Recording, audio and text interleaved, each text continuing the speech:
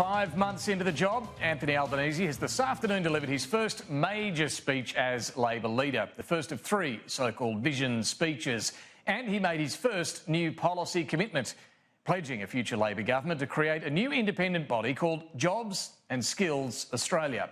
It's modelled loosely on Infrastructure Australia, which Anthony Albanese established as Infrastructure Minister, and it would bring together small and big business, unions, state and territory governments to tackle skills shortages. As Anthony Albanese said, when you have some industries crying out for skilled workers and yet as many as 2 million Australians wanting work or more work, there's a mismatch clearly going on. This isn't the first time this problem's been identified, but what's the solution? Well, Anthony Albanese says this new body, Jobs and Skills Australia, would aim to better match what's being taught in skills and vocation and what industry actually needs.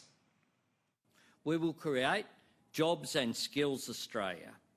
This will be a genuine partnership across all sectors, business leaders, both large and small, state and territory governments, unions, education providers, and those who understand particular regions.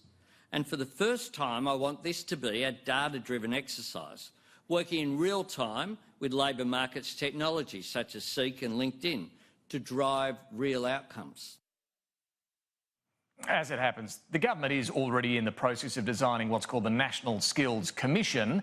There's an interim CEO appointed. They're working on the design. Labor says that body is inadequate. It says this new idea would have a much bigger role in bringing in real-time evidence, as you heard Anthony Albanese say there, from Seek and LinkedIn and so on, provide reports on what skills are needed where. This was, as it happens, the only real concrete commitment in this speech. The rest was largely vision from Anthony Albanese today, as opposed to substance.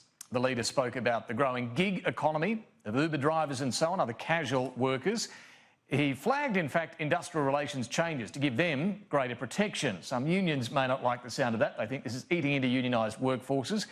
But what Anthony Albanese is saying is this sector is growing, and he's even flagged the potential of portable leave and superannuation entitlements for those gig economy workers. This, though, is still very much a work in progress. So, too, the plans to grow more creative industry jobs, as he put it, like architects, engineers, marketing, media, arts and so on. The opposition leader also announced Labor would hold a summit to discuss that sector, the creative sector, next year. Then there's the energy sector. This had been flagged before the speech. The vision here from Anthony Albanese is to protect traditional mining jobs in the coal sector while growing new jobs in the resources that will dominate the clean energy future.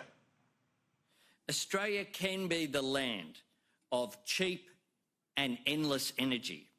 Energy that could power generations of metal manufacturing and other energy-intensive manufacturing industries. Our resources and capability also offer us the scope to be the capital of mining and processing of the key ingredients of the renewables revolution. This is a worthy ambition, but here again, no detail yet as to how Labor would achieve this energy boom. That detail will come before the next election, we're told. Today was about laying down the markers. It was also about signalling a change in direction from some of the policies Labor took to the last election. Anthony Albanese stressed the importance of wealth creation and economic growth.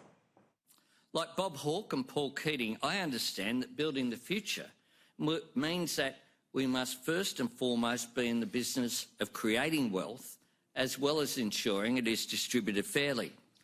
Labor is proudly and resolutely pro-growth. Now, if anyone was looking for details today on how Anthony Albanese will achieve these visions, they will be disappointed.